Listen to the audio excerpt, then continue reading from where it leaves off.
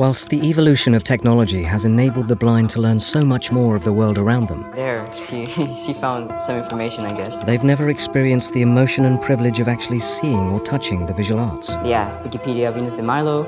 If I click on that, I will get straight there. Neurodigital, a Spanish tech startup, changed that. Haptics VR is the technology that brings the sense of touch to virtual reality. They brought some of the world's most iconic sculptural masterpieces to the blind.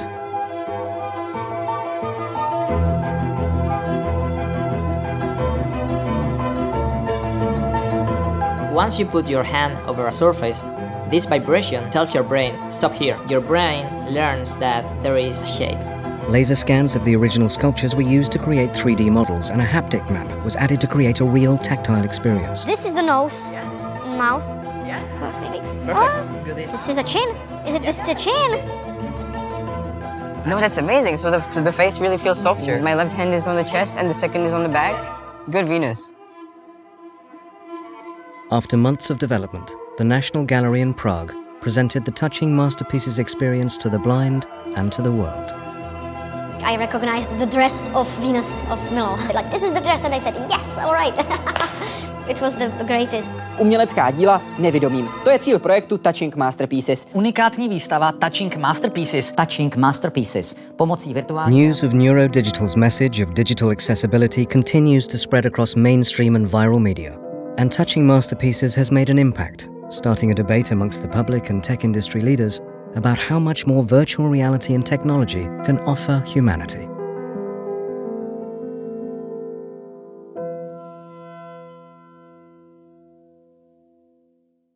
My name is Jean. I'm a mechanical engineer at Other Lab, and we are working on thermally adaptive textiles. So a thermally adaptive textile is a piece of fabric that would change its insulation value based on the ambient temperature. It's a completely passive response, so it has no sensors, no electronics. And so we've been able to demonstrate that we can go from 0.5 kilo, which is about like t-shirts and shorts, up to over 1.5 kilo, which is like heavy winter gear, and that's all with one piece of fabric. So the way it works is it's based on a bimorph actuator, where you have two materials that have different coefficients of thermal expansion, and when you pair them together and you change the temperature, one material will change differently than the other material, and it'll produce a bend. And if you stack a bunch of these actuators on top of each other, you can actually get a three-dimensional change. So you can get basically a fabric that increases its loft and creates larger air pockets as it gets colder and increases its insulation value.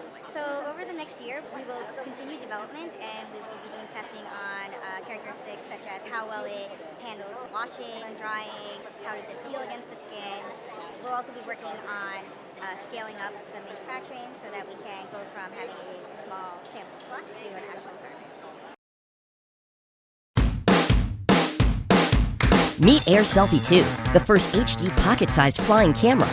With its compact design combined with its sturdy construction, you will want to take it everywhere you go.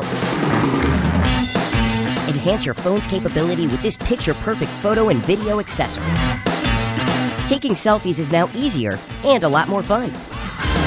It's simple to operate from your smartphone. With its easy-to-use app, sharing and posting your images to social media is a cinch. Advanced technologies and a high-quality camera surrounded by an ultra-durable frame. With Air Selfie 2's anti-vibration and in-flight stability system, you can capture amazing memories of your favorite moments and view your friends and family in a new way. Available in 4 different colors to suit your personality.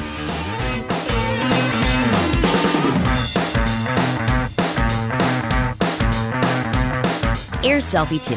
Small is the new big.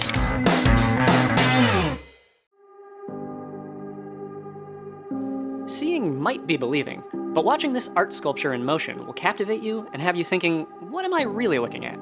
What you're seeing is art brought to life. Objects inside the frame move in an ethereal, slowed-down way that feels like magic. It's not magic, but careful science at work here that makes the motion seem so natural and effortless. High-speed strobe lights and vibrations are timed to synchronize and trick the eye. The art piece comes with feathers, and you can mix up other lightweight things to put into motion, like flowers or leaves. The sculpture is made by Jeff Lieberman, a slow-speed photographer, musician, and above all, an artist. He made the first one as a wedding gift for a pair of dancers, hence its name, Slow Dance. Jeff is passionate about exploring the intersection of art and science, which is a bit like a dance, too. His moving art engages folks in a unique way, and it's something that we couldn't stop watching.